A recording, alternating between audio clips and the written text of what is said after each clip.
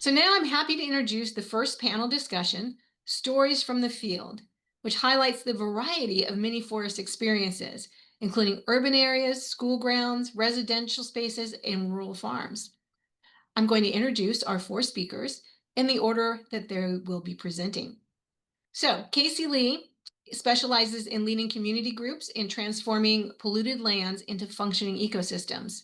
Leveraging experience in land development paired with the insights of engineers, biologists, and soil scientists, he bridges the gap between built forms and ecological function. Next will be Bram. Gunther is Vice President of Science and Development at Planet Wild, where he leads programs like the Wilder System to measure rewilding impact. He previously served as the Chief of Forestry, Horticulture, and Natural Resources for the New York City Parks, co-founded the Natural Areas Conservancy, and serves on the board of the Hilltop Hanover Farm, a sustainable farm and native plant nursery in Westchester, New York. Mary Ellen Lemay is the Landowner Engagement Director at the Aspetuck Land Trust. She recently led climate-smart projects in Bridgeport, planting 7 Miyawaki forests at schools and creating 10 waterside buffers around the city. With over 20 years in conservation, she's a co-founder of the Pollinator Pathway, a Connecticut Deep Master Wildlife Conservationist, and a member of the Native Plant Working Group, and a board member of the Wild Seed Project in Maine. Andrew Leahy is the Education and Outreach Specialist at the Horn Farm Center and a graduate of its Land Steward Training Program, where he learned the Miyawaki Method. He's passionate about reweaving people into the fabric of the land and creating experiences that empower others to follow that path. So each speaker will give a short presentation, and we'll then start off the panel directly with your questions pulled from the chat. Remember to include your name with your question if you would like. So Caseylee, let's start with you. So some of the things that I like to suggest for practitioners is considering your site and looking for those wastelands. So leftovers like this that are spaces in between what used to be a railroad and a road, or the gap between fields, turning something that was sort of the stump dump for the development of the site into a focal point and classroom between those spaces, as opposed to, say, choosing spaces like that. Um, Out in a parking lot, look for spaces that are inefficiently used. Like those are the spots where you have the opportunity to make big changes. Or gaps in landscape, sort of the leftovers, turn them into a thing with a space as opposed to being the negative void space between. This Plumley Village is a filter forest for the highway adjacent the playground. Sometimes you're working in a space and it has to lean more on its story. So working with the community, we brought in the United Native American Cultural Council to advise on plants. So this became more of a food forest piece, but also an example to DPWs to say, hey, let's look at this success and can you start renaturalizing spaces outside? Um, Others are reclaiming the wasteland.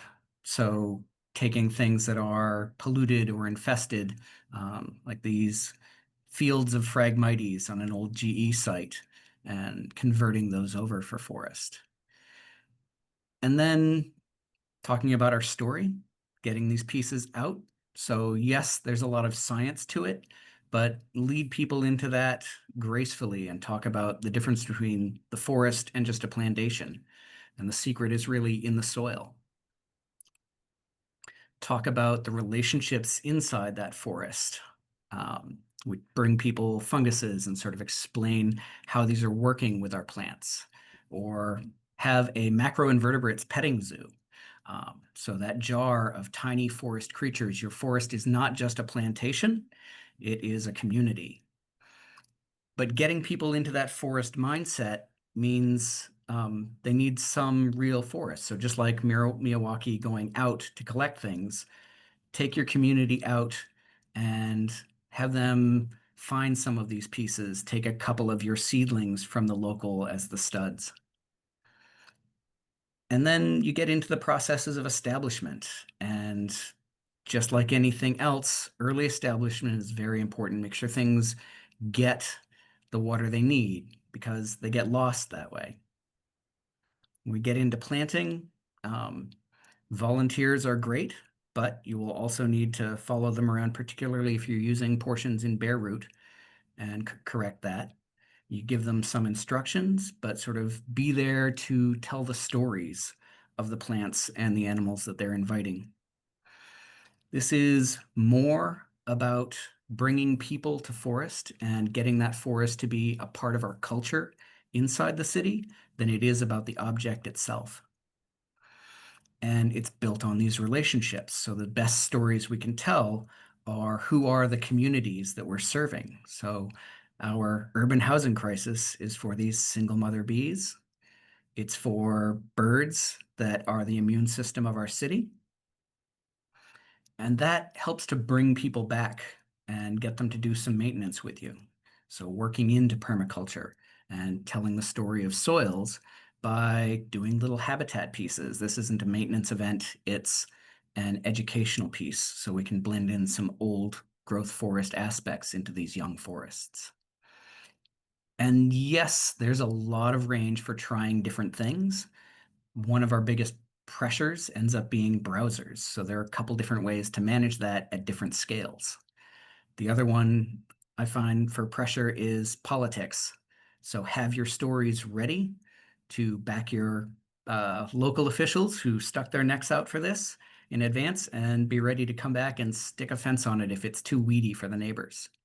But in the end, it builds out these terrific systems, and it's about the forest inside your community as well as the forest inside the people. Hi, everyone. Thank you for having me. And it's fantastic to feel the microforest energy through the computer. So it's a pleasure to be here. And I am, as you know, Bram Gunther from Planet Wild.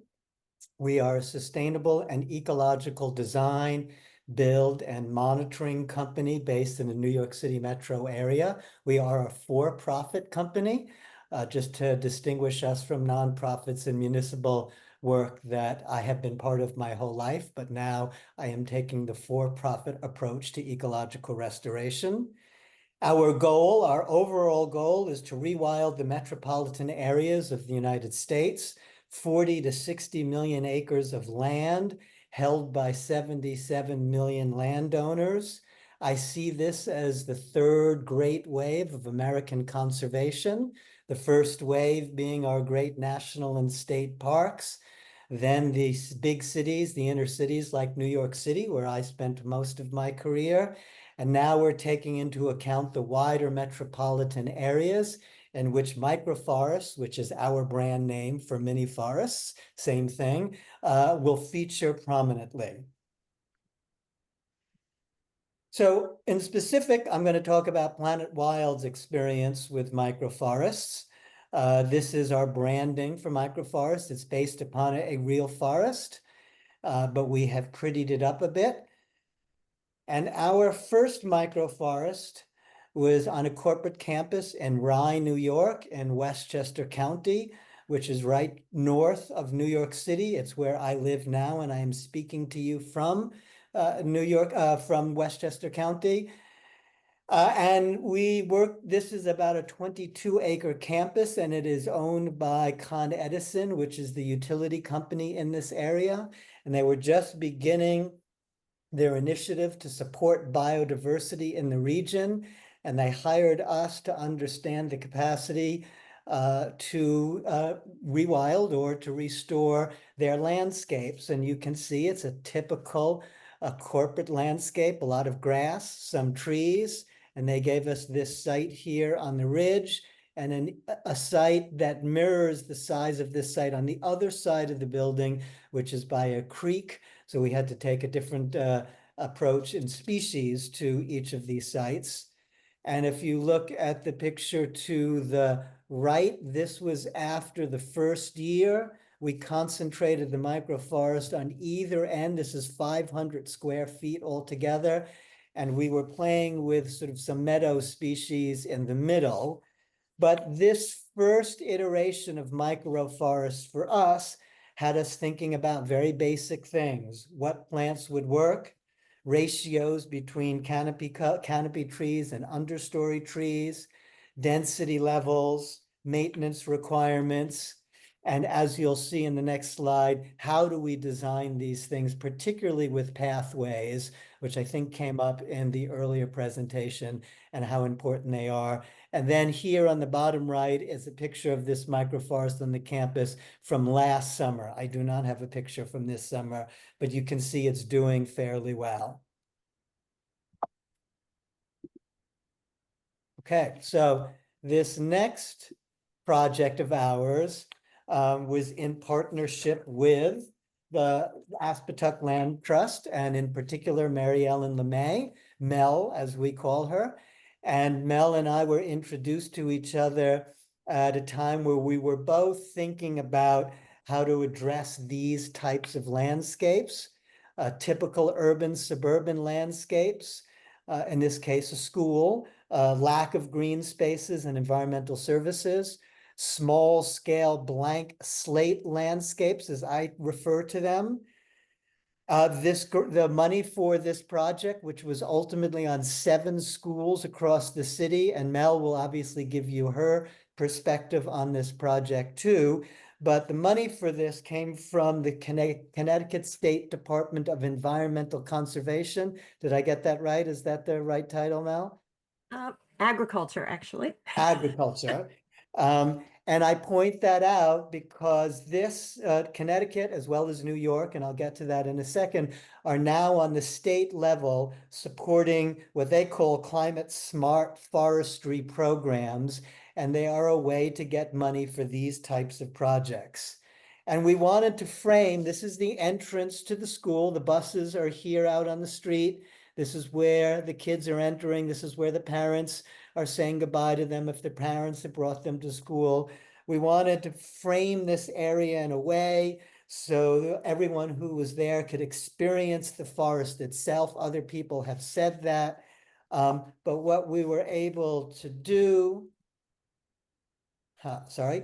is we came up with this design, and we call it the Embrace. And we wanted everybody who was coming in, coming out, was there congregating to feel embraced by the warmth of the forest. And we were also able to start figuring out in this project things like what is the ratio between canopy trees and understory trees and shrubs. We have a science advisory board, and in consultation with them in a 100-square unit. In this case, each side of the Embrace is 300 square feet. But in the baseline unit of 100 square feet, we were using 2 canopy trees, 16 understory trees, 32 shrubs, and 100 ground cover. And as you can, so this is the sort of the sequence of planting. If the top left picture is the sort of blank slate that I was referring to, the bottom 2 pictures are the day of planting. We were doing it with the school students, which make it a lot more meaningful to us, to them, and to the community. And this picture is from last summer, not this summer. So you can see that the growth is somewhat expected. And so this is a public school afforestation program, our first one with the Aspetuck Land Trust. And then we moved on to Pelham, New York, which is in southern Westchester, also at a school, an elementary school, not nearly as much space as these Bridgeport schools. And this microforest site is 250 square feet. That's as much space as they had for us in this developed and compressed campus. And what makes it particularly interesting is it was funded by the PTA of the elementary school, with this one woman in particular who's part of the local rewilding community. She advocated for it, and the PTA said yes to it. My guess is that even 3 to 5 years ago, they would have looked askance at her. But now we have sort of advanced to the point in rewilding where a proposal like this was passed by this particular PTA. What also makes it interesting is teachers and students are going to collect data on site I will come back to data collection and the PTA will maintain it. And like at the Bridgeport sites, we planted it with the school kids. And this is a picture of it this last June. We planted it last fall, the fall before. Okay.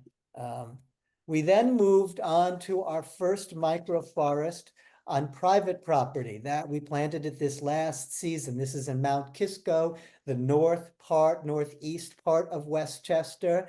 Our client wanted us to design something so we could block her view of the road and we could buffer some of the sound. We suggested a microforest and she said yes. Our light bulbs went off a little bit because maybe we can use microforests to replace the quintessential shielding that takes place in the American yard. And if it needs to exist, and I'm not a big fan of the shielding, but if it needs to exist, why not it be a microforest? It also was representative of what we've noticed in our experience. I'm not making a broad statement, just talking about what we have experienced, shifting private landowner trends towards the verticality of a forest over the horizontalness of a meadow. Most of our client requests are for a meadow, but we have been telling them that a forest is much easier to take care of over time, in part, of course, because it is the natural succession of this area. Coming up, we've already designed it, is a 6,000 square foot microforest in Norwalk, Connecticut, in this municipal pocket park. In fact, this was a basketball court, and we are planting on the footprint of that basketball court. It is in an industrial neighborhood with just over 10% canopy cover in the neighborhood, which is especially low. And especially noticed in a neighborhood in which there is still industry going on. Our partners of the Norwalk Watershed Alliance, Norwalk Land Trust, and the City of Norwalk, and like with the Bridgeport program, this comes from State Department of Environmental Conservation, in this case, money. So again, highlighting that the states are adopting these types of programs and funding them. And in particular, we are working with a PhD student at the University of Massachusetts to study these microforests. And in this case, we are looking at density. Let me skip a slide here. Yep.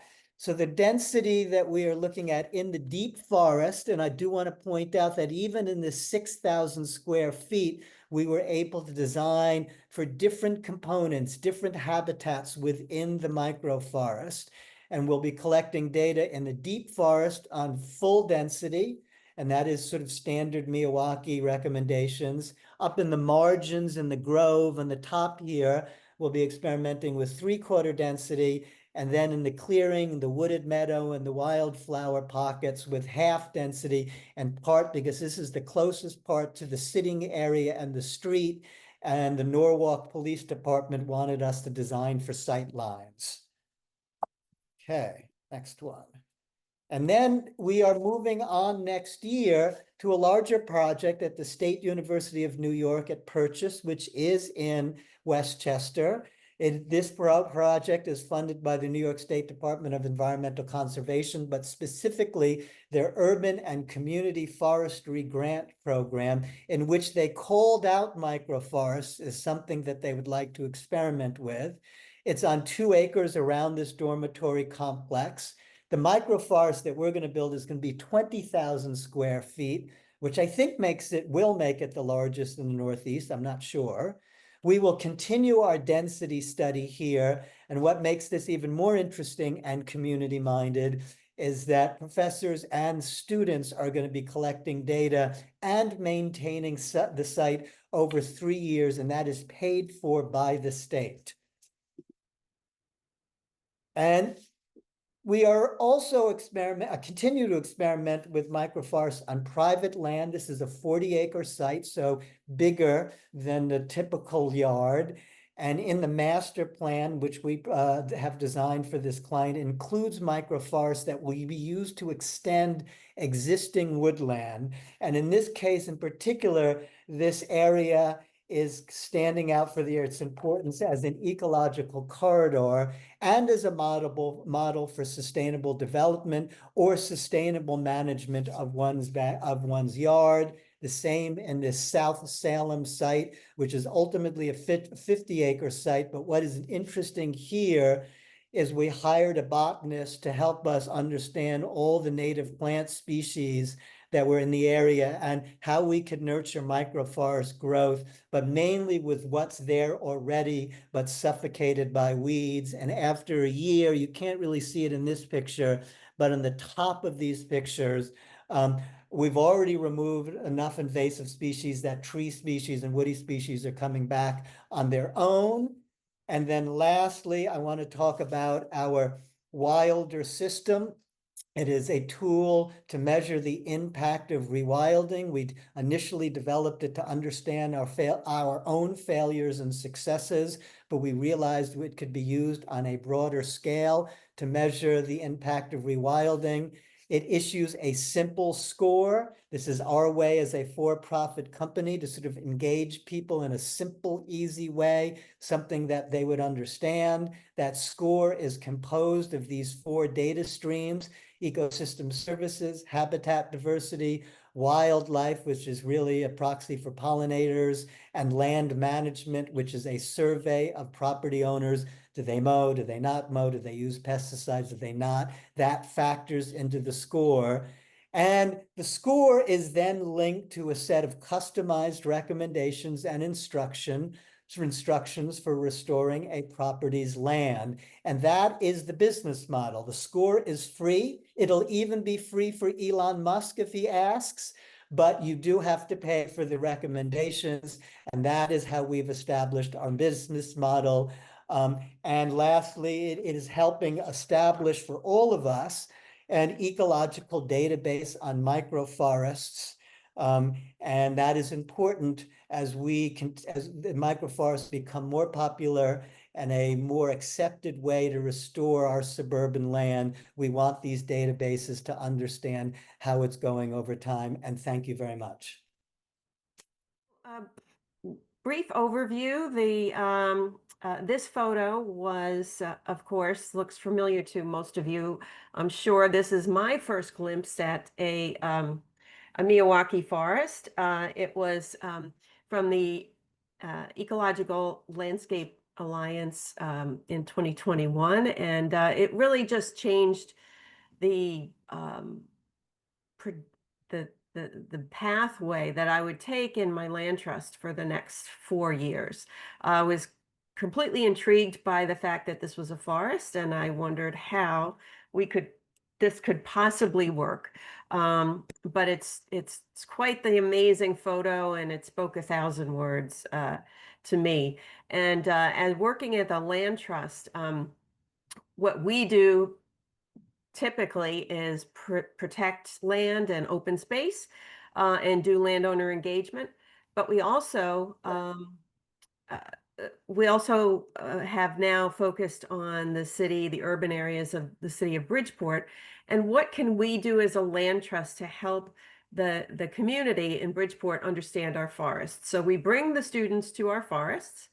And I thought, after seeing that picture of the Miyawaki forest, I thought, wow, maybe we can bring our forests to the students. And that is basically what launched the Miyawaki Forest Project at the Aspetuck Land Trust.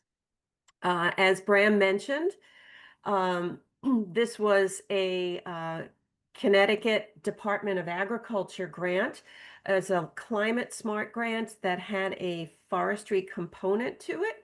So we drafted our proposal. We included the folks at Planet Wild in the proposal itself because after speaking with Bram, he was the only one who understood or really had a familiarity with Miyawaki forests.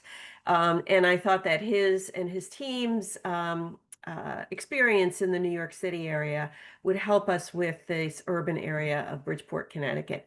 So ultimately, we wrote the grant. We received the grant for 7 elementary schools, put in over 2,000 square feet of forest, 4688 native shrubs, trees, and plants.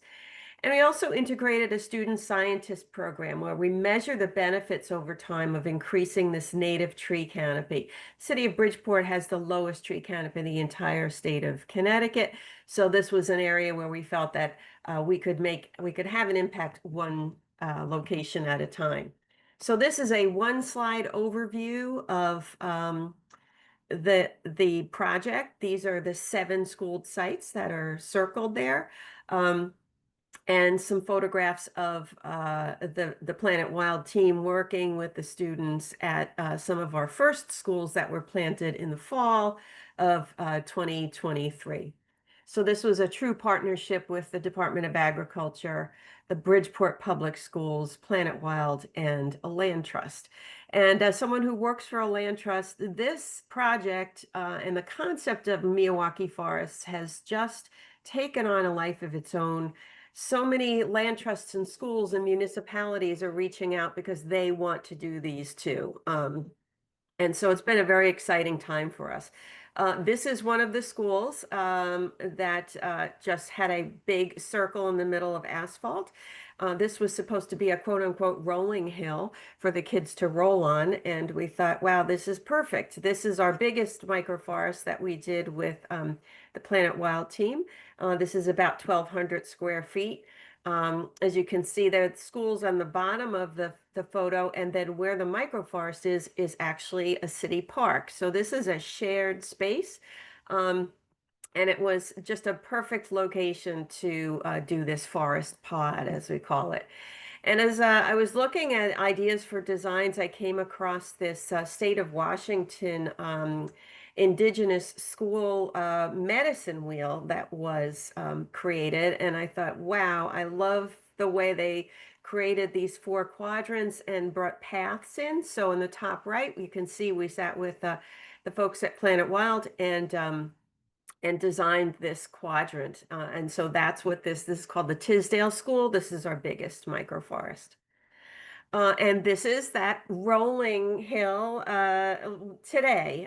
So it is a completely dense. It was only planted in April of this past year, April of 2024. And you can see by when our interns there tagging, putting IDs on the species, how much it has grown and just in its first year. And here's one of the crisscrossing pathways. And the need for the pathways was again to incorporate the kids so that they could come into and experience the shade and the calmness and the coolness of being in a forest right in there, and successfully have brought our forests to city. This is the one that Bram showed, the area from a drone of planting day. This is the embrace. Each one's 300 square feet. This was so much fun to have. These were 4th graders that came out. The superintendent of schools came out, and it was quite a event in October of 2023. This again was planting day of that same site. And this is that forest today. It's 600 square feet. It will be 2 years old in October. And you can get a sense of how lush and beautiful it is. We put signage there, interpretive signage. But the next photo shows really how big they are. These are a partnership we have with the Yale School of the Environment. They are mapping every tree and every shrub, all the woodies in all 7 forests. And they were out there last month. And you can see the birch trees in that forest are well over 10 feet tall.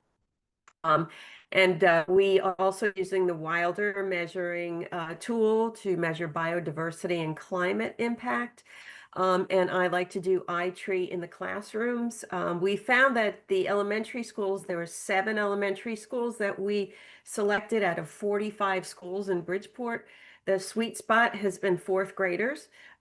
They seem to begin to understand photosynthesis, and they can open up their laptops and pull up iTree, and we have a great time together tracking these trees over time. These schools begin in kindergarten and they go through 8th grade. So the fourth graders are guaranteed to have these forests over their heads by the time they leave the schools in a couple of years. So this is not only about measuring and biodiversity and the health, but it's also about the trees themselves, and the health of them and the kids and their future together. So this was another day of planting in October of 2023. This was one of our smallest microforests. It was only 100 square feet and it was fenced in. Unless requested, we no longer fence the microforests in. We did it at first to manage some deer browse, and the kids liked it because it created like a little a magic forest for them, a secret garden where they could go in and see their trees. So these were fourth graders that helped us plant. It was one of the most fun days that we had. And the beauty of this is that, let's see, seem to be stalled. I brought those kids back in the winter and taught them how to use iTree. And it was so much fun because they were able to understand each individual tree, the name of the oak. The sassafras was a real popular one. They loved the name sassafras. And the kids were so cute that they wanted to make sure that year 1 and year 2, we would have birthday parties in the little forest for the trees. And what's been amazing to me is this is that same forest. Last month, we went and we put these ID tags on them. Some of these students were the same ones that were in the first forest, kneeling down, planting. And look, they're actually in this forest now. I ordered all of these little tags off Etsy because it was not easy to find little tags that would hang on the trees, and they are weather resistant. And we went in and tagged all these trees. They used phones, or I put little signs together that included the tag and a photo, and they tracked the leaf on the tree with the picture they had, and then they hung the tag. So, and of course, we have our ground covers have their own tags that go on the ground. Sweet fern is one of the most amazing MVP plants that we've put in. It has just absolutely taken off. And the other one is groundsel tree, which is massive. This is the groundsel behind my head here. And then, of course, the birches. But there are oaks in there and sassafras as well. And, oh, I'm sorry. My timer, as I finish up here, these forests got all the way through the drought that we had last fall. And we honestly, none of these have irrigation. They were watered upon planting. They were watered sporadically as needed. But we have not had to water these, and they're in year 1 and 2 right now.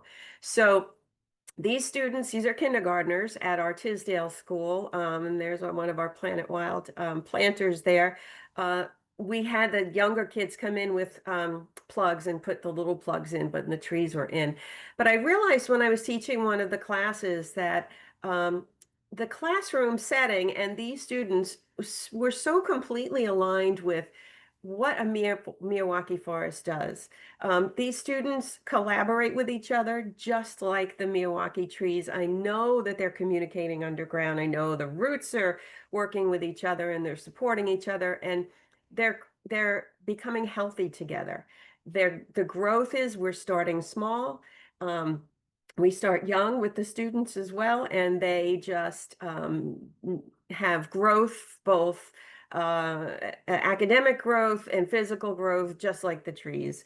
They're all based on a balanced ecosystem, and the greater the diversity that we put into these forests, the stronger the system is. And we see the same thing in these schools in Bridgeport. There's competition between the students and the trees. They push higher and they race upwards and become resilient because they work together and they communicate. The key is to learning and growth is to communicate. These trees, I am totally convinced that these Miyawaki forests are just a perfect analogy for the health of our public school systems and what the kids are learning. And this just opened their eyes to a new opportunity. So there is my email and my phone number, and I'm very happy to answer questions at any time regarding the Miyawaki Forest project. So thank you. Awesome. All right. So hi, everyone. My name is Andrew. I'm the Education and Outreach Specialist for the Horn Farm Center, and we are very briefly a regenerative farm and learning hub rooted in the lower Susquehanna Riverlands of South Central Pennsylvania. So just for a little bit of perspective, that's basically an hour and a half west of Philly and an hour north of Baltimore. Bioregionally speaking, we are part of the Piedmont in the Susquehanna River and Greater Chesapeake Bay watersheds. So a little bit about our organization. The Horn Farm fosters ecological learning through land stewardship, community partnership, and hands-on experiences. We animate this mission by providing a living classroom to the community. And so we teach ways that we can grow food and create local goods while reviving ecological health and rekindling our connection to the land. We think of our work as very much a marriage of agricultural and ecological education and how those two have always been together. So a little bit about our Miyawaki story. It began about a decade ago. As our team was exploring a long-term vision for the farm ecosystem, we came upon the idea of planting mini forests. So the Horn Farm's landscape has been shaped by 2 centuries of conventional farming. So we were curious to explore the Miyawaki method in its appeal to heavily worked and compacted soil. At that time, as many of us know, the Miyawaki method was popular overseas, but wasn't very much practiced in the United States and certainly less so in agricultural contexts like ours.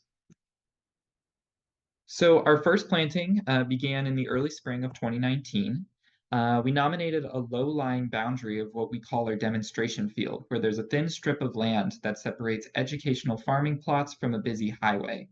In this setting, the forest was intended to provide a visual and auditory barrier while also serving as a physical buffer against pollutants from the road. So with 570 native trees and shrubs divided into 5 major species and 23 supporting species, staff and students in one of our training programs planted our first Miyawaki forest. And the rapidity and vitality of the growth that we observed in the first several years spurred us to continue using the Miyawaki method in restoration contexts and edges that we wanted to rewild around the farm. And so this is the space as of 2 summers ago. We're now 7 growing seasons from this roadside pilot plot. And today, as you can see, there's this dense and impressive strip of forest that soars over the edge of our field, and it's serving all the functions that we imagined and more. So we decided to plant more. So around 2019, we also began a project to restore up to 10 acres of former farmland bordering a severely degraded stream that cuts through the property. This is the area marked on the right side of this image, opposite the property of our Miyawaki planting. So we were looking to create what's called a riparian buffer, or a streamside area of land that has native plants that would protect against erosion from runoff and serve a bunch of other habitat functions. Replanting riparian buffer zones in agricultural landscapes is especially important in the Chesapeake Bay watershed where we are, because polluted and degraded streams on farms, especially in Pennsylvania, are directly linked to the struggling health of ecologies downstream, like the Susquehanna River and the Chesapeake. So we wanted the farm to serve as sort of a demonstration and model space for inspiring that kind of work in the community. So with the support of the Pennsylvania DCNR and other partnerships, along with hundreds of tree planting volunteers who came out to get, as we called it, riparian ripped, was our kind of marketing for it. We spent the last 4 springs planting 14 Miyawaki plots in the riparian buffer zone, and that number is growing. Each around 30 feet long and 8 feet wide. These plantings have returned upwards of 30 native tree and shrub species to the land, and one of the special plots, for experiment's sake, features all edible and medicinal species. So I won't go into too much depth on our process, but it followed the same process for adapting our compacted farm soils to approximate soil conditions or forest conditions. So after sod removal, we used manual tools called broad forks, which you can see in the top left, to decompact the soil up to 18 inches. We then dressed the soil with a heavy layer of leaf litter, about 6 inches, provided by nearby municipalities. And then to support beneficial fungi, many trees were inoculated with a root dip before going into the ground. Trees were then planted at high density and random assortment, with each block containing a ratio of overstory species, understory species, and shrubs. So interestingly, we've gotten to see our community's Miyawaki plots grow side by side with trees planted according to conventional restoration standards. On the other side of our stream, trees planted in deer tubes at 6-foot spacing without any soil prep have grown at a fraction of the speed of the mini forest plots next door. While we continue to tend the large acreage plantings tree by tree, we're already in the process of bolstering our mini forests to mimic true woodland ecology. So mow paths between the planting rows have now been covered with their own layers of leaf litter, and we've successfully propagated herbaceous perennials native to our woodlands in the mini forest understory, including golden ragwort, Virginia bluebells, and ramps or wild leeks. I wish I had pictures of those from this season, but unfortunately I don't. And these are just some pictures from our riparian Miyawaki forests from 2023, so 2 growing seasons ago. And I would say height-wise, they're about double this now. So as an organization that prioritizes education, our Miyawaki plots have become spaces not just for healing the land, but for promoting ecological literacy and teaching skills for stewarding the environment across ages and scales. Our riparian buffer as a whole demonstrates choices that farmers can make to protect local waterways. And we continue to share our mini forests with the community to spread the Miyawaki seed. The forests are often a highlight of our farm tours, especially with kid tours. And each winter, we host hands-on classes for people interested in bringing the Miyawaki method to their homes and communities. And all the while, I'll just briefly talk about the benefits. We've seen how they complement our regenerative farming practices. We've witnessed more bird life, including migratory stopovers in the years since planting, which definitely indicates more robust beneficial insect life. The forests serve as reservoirs for host plants and prey species, and they've also really helped with water management in an area prone to flooding during really heavy rain events due to the erosion on the land and the compaction of the soil. And so they're doing what we want, slowing, absorbing, and managing water in flood-prone areas, and ultimately helping support, in the long run, the health of the water table. So it goes without saying that boosted biodiversity and better water retention are boons for our nearby agricultural activities, since growing food sustainably depends on balanced ecological cycles, and they become models for us to teach that to other growers as well as home-scale folks. So yeah, I just want to thank everyone for giving me the time to briefly share the Horn Farms story. For me personally, it's not just the marriage between restoration and agriculture that gets me excited about our plots, but it's the look of wonderment, awe, and hope that I see on people's faces when they take a class with us and have the opportunity to step into our mini forests. Many of us are daunted by the calling for ecological repair, but the Miyawaki forests provide a glimpse of what's possible at the human scale. They guide us with the deep wisdom of the forest itself, compelling us to ask, what would nature do? And this is a common refrain for us, this question at the Horn Farm, whether we're talking about agriculture or stewarding the land. So the Miyawaki method for us fits in beautifully to our educational and ecological mission. So if you would like to learn more about our Miyawaki plots, we do have a blog article that I wrote. It's linked there with the QR code. I'm happy to share the link for that in the chat as well during the Q&A. And you can also learn more about the Horn Farms mission and work and get connected with us in our programs at hornfarmcenter.org. So thank you very much, everyone. We thought we would start off with a question just so we get to mention Dr. Akira Miyawaki once more. So we're just going to pitch off with a quote. Dr. Akira Miyawaki once said that the best management is no management. And we'd like to hear from a couple of you what your approach is to taking care of the forest after planting. One of the big selling points is that they're low maintenance or no maintenance. I've heard a lot of feedback, particularly from municipalities, that say that can't be true. So we'd be interested in your philosophy. Who would like to take a stab at that first? I'll say something real quick because we have a version of that at the Horn Farm that we call the stun method. That is sheer, total, and utter neglect.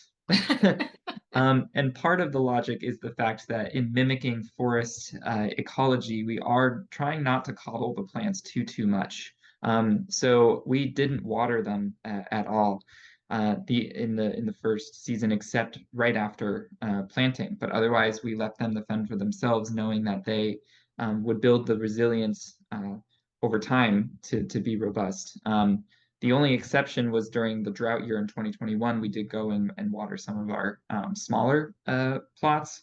But beyond that, just from a watering standpoint, very hands off. Does anybody have a policy other than utter neglect? Yeah. We've gone with consider yourselves the surrogate parent and imagine the process of a natural disaster creating an initial condition, and what would a forest that were regrowing naturally have available to it, and not have threatening it, and then be the parent who's sort of offsetting for that. So it's okay to, I mean, you've invested this much in this many plants and everyone coming out. It's okay to push the process a little bit. The Miyawaki method is about expediting succession to get to that climax faster than it would naturally. And you absolutely don't have to do anything. You can leave the pavement as it is, and eventually that pavement will be a forest. But if you're going to speed things up, why should only the bad guys have fast vehicles? We can speed things up too. Well, Caseylee and maybe Bram, you both plant in very diverse environments as well. And I know Caseylee, particularly, you talked about the environment of a forest in a parking lot, which is not going to, it may have different needs. Let's put it that way.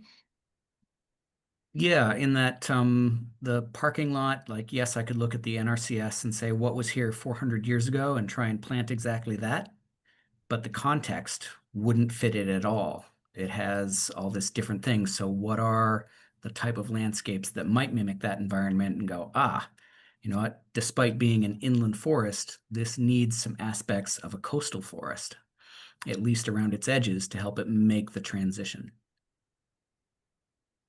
Anyone else have a different philosophy? Not necessarily a different philosophy. I mean, in just practical terms, the microforests that we've done in suburbia did require our weeding attention for the first 2 years. If we had left it completely alone, I'm not exactly sure what would happen. Considering that clients were paying for this, we did weed intensively the first year, less intensively the second year. And by the second year, or even the third year, it seemed to be considerably less an issue. Watering, as Mel already said previously, we did somewhat regular watering the first year, then it became sporadic. And even in our most recent drought, we didn't water and the plants were fine. If you're asking my opinion about New York City, it is different. The kind of mini forest, they weren't called that then when I was in New York City, but the kind of mini forest that we were doing in the streetscape in New York City faced a much different suite of challenges. The cars, the nitrogen, vandalism, people walking on the site itself, dog pee. I could go on a long time, and much more challenging in New York City. But the cure to that was not any special planting practices on our part. The cure to that was bringing in the community from the very beginning, having them adopt it, and then ultimately becoming the stewards, whether it's a green street, whether it was street trees, whether it was a small forest. If the community was involved, more than likely there was some level of survival. And if it wasn't, to a certain extent, it was a gamble. And I'm talking about the streetscape, not necessarily our larger forests that was a different set of challenges, but not the ones that I just listed. I think that's a very good point, because that question could be two ways, right? What are the technical needs of maintenance, but also what are how the community is engaged in maintenance? And the idea is that the community builds a relationship with the forest right through the maintenance. Yep. No. And if I could Well, just one comment, I actually agree that the first year we had to manage the weeds, mugwort.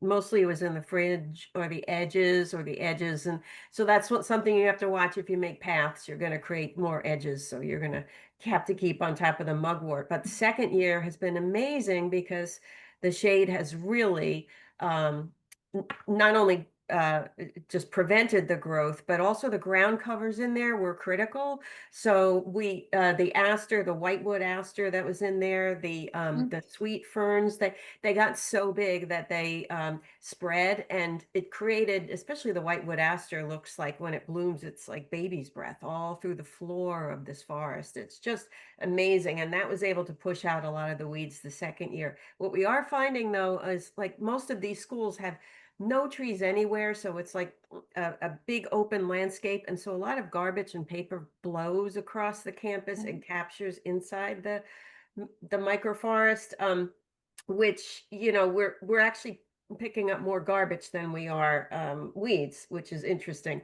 But the way we have to look at it is it's kind of like when you build a rain garden, it catches all the floatables so that they don't go into the storm drains. So what is this kind of creating the same scenario with these microforests? They're capturing all of this garbage and paper that's being blown, and we can just go into the one forest and pick it up instead of it going through the neighborhood or whatever. So just kind of take the lemons and make lemonade. But they've been quite remarkable in terms of the not significant need of maintenance and watering, and that's what we hoped we would see, and we are definitely seeing that.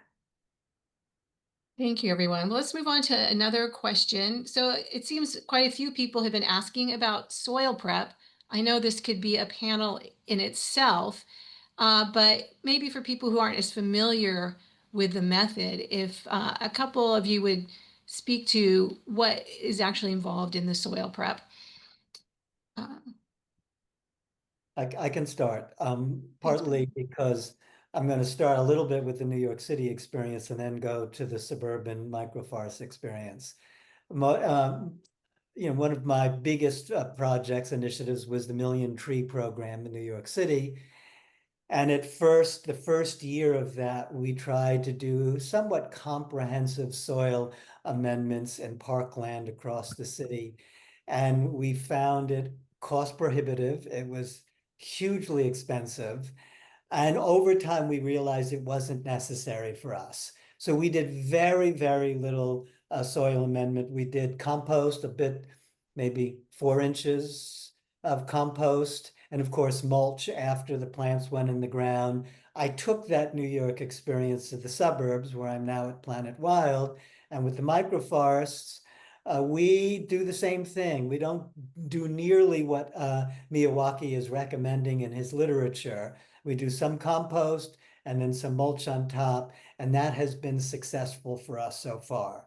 We don't even do, we did soil testing, Mel, right? We did soil testing in Bridgeport, but we don't even do that for our other microforest sites now, unless we know, you know, for some literature or some natural history context that there was some toxics that were leaked into that site. And you can usually find that on a public register. A Superfund site or a brownfield is clearly going to require some soil amendments, but we're not working in those milieus, if I can use that French word. Sorry, I don't know where that came from, but it popped out of my head.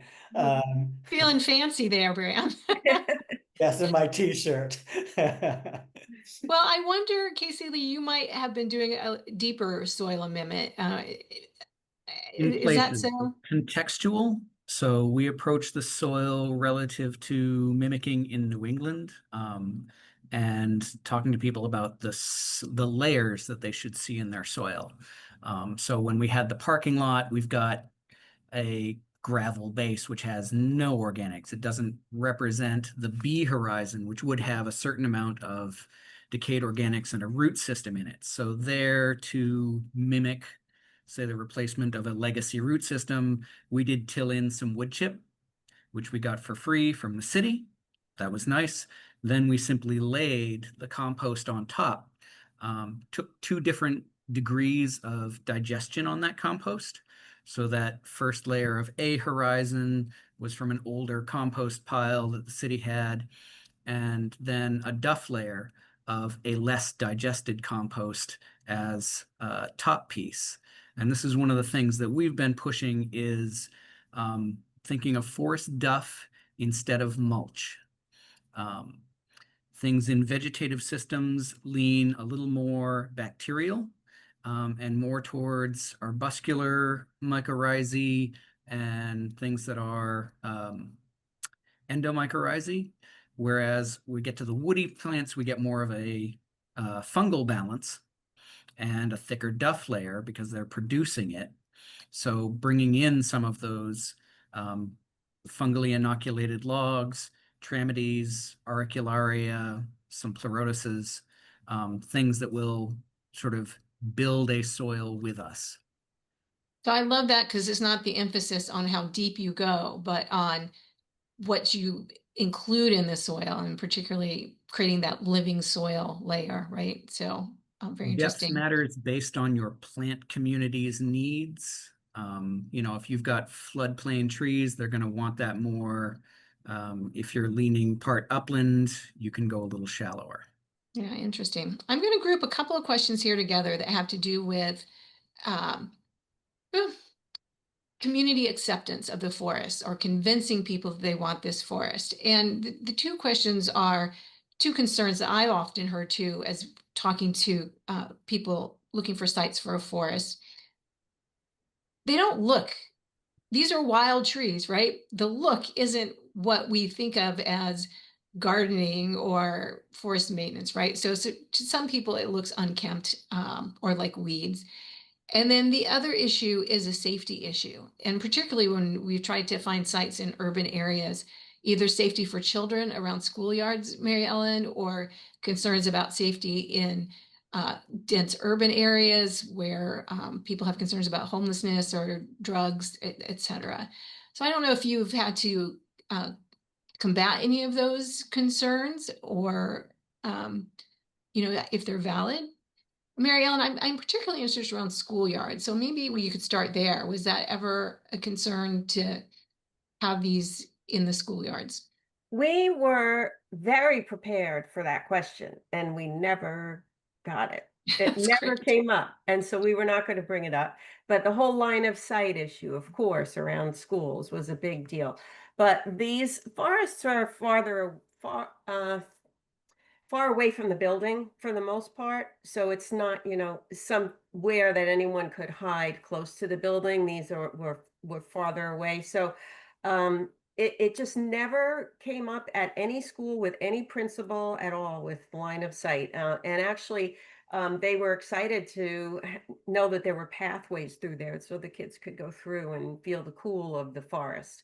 And with homelessness, what we'd seen in some of the public parks in Bridgeport is that they were limbing up a lot of evergreens to prevent people from sleeping under them. But what actually happened was that created a perfect location for the tents to go underneath the evergreens. So that theory did not work out very well with the limbing them up. And so we're finding that the microforests are so dense that you can barely get your head in there, and the deer don't even want to go in there because it's so dense, at least for the first couple of years. I know that the Cambridge one is starting to open up, the canopy starting to lift up a little bit, but it's not a welcoming environment for people to go in with tents and sleep. At least that's what we were finding in Bridgeport. It's not been attracting anybody in terms of hiding in there, where we have seen it in the parks, which is much more formally maintained.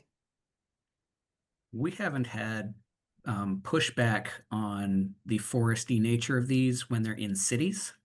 there. People are so desperate for a little bit of wild in their lives that we get a pretty good response, even from the homeless that I'm hanging out with in these forests while we're maintaining them. They're the ones who are willing to come up to you and have a conversation just off of the street more often than not.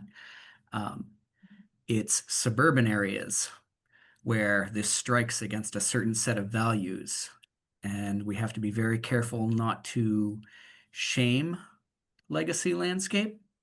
Say, this is an expansion and improvement. This is an investment. This is its own special thing, and it's about making the rest of your urban forest function well. So we are about out of time here. I would like to give Andrew a chance to address anything in the set of questions or anything that you think hasn't been addressed, because we didn't get a question pitched directly to you. Yeah, well, I can actually segue from Caseylee's comment because we're working at that nexus from suburban transitioning into rural and some of the perceptions that you get from that.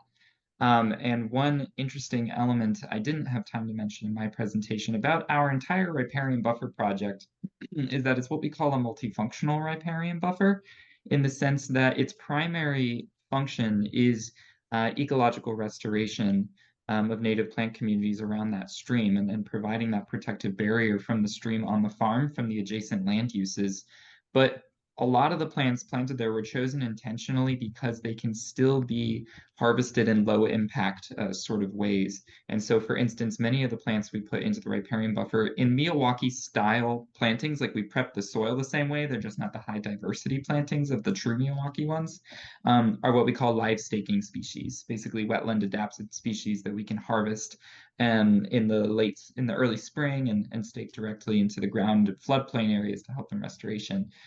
We also have an area of elderberry production that it was planted with the density of a Miyawaki style. And all of this is to say that for especially farmers, this is trying to move the needle toward incentives for planting up riparian buffers when you can add that element of a harvestable value that is low impact on the land itself. One of the struggles in Pennsylvania is that a lot of farmers kind of understand the logic of a riparian buffer restoration, but aren't really favoring the notion of a hands-off the land kind of approach, because taking those areas out of production for them represents kind of a threat to their profit margins. And so what we're thinking about is how do we, put value-added plants in these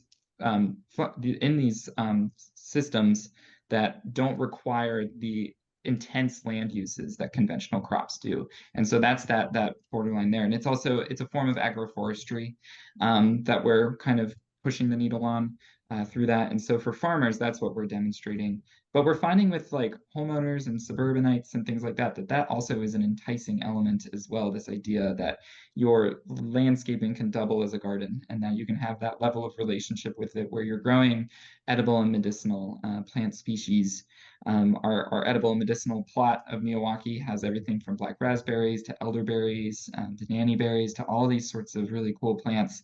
And people get really psyched about, that concept. And so I'm not sure if that answers the question, especially with, the ongoing problem of HOAs in suburban contexts and other barriers. But I think there can be a sort of, for a lot of people, a draw to the notion of your relationship with it is not just for the sake of its restoration value, but also for the sake of building that kind of co-productive relationship, that food forest type of relationship that has historically been the truth of our relationships with the land for centuries.